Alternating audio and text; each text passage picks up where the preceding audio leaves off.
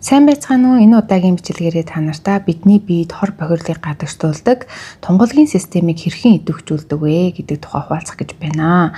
Айд гэр хогоор дүүрүүл хэцүү болдог штэ. Тэрнтэй адилхан бидний биед ч гэсэн бохир хуримтлагчдаг. Хаана вэ гэхээр эсүүдийн хооронд хор, ялгадас, үхвцээс, бичил биет цуглардаг. Үүнийг цэвэрлэдэг биеийн тогтолцоог нь тунгалгийн систем гэдгээ.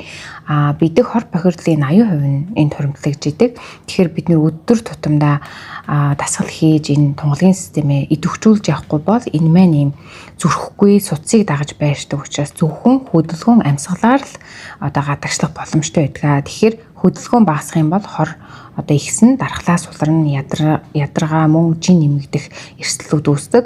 Мөн бас биеинд өрөвслүүд үүсэж тах юм бол энэ бас тунгалгийн систем маань бохирлоо гадагшлуулж чадахгүй байгаатай холбоотой. Та тэгэхээр өглөөдөө ганцхан минут зарцуулаад энэ бичлэг дээр байгаа дасгалыг хийж болно. За 3 минут хүртэл сунгаж болно. Хийгээд байхад таны биед бүр гайхалтай үр дүн өгнө. Бие хөнгөрн, царай шингэрнэ. За тэгээд өнөөдрөөс 30 өдөр хийгээд үзээрэй. Дасгалаа хийхдээ аль болох хүчтэй амьсгалж мөн хүчтэй даралтаар цохиж хийхийг хичээгээрэй. За тэгээд та нар минь үр дүнгээ хуваалцаарай. Дараагийн бичлэгээр уулзъя. Түр баяртай.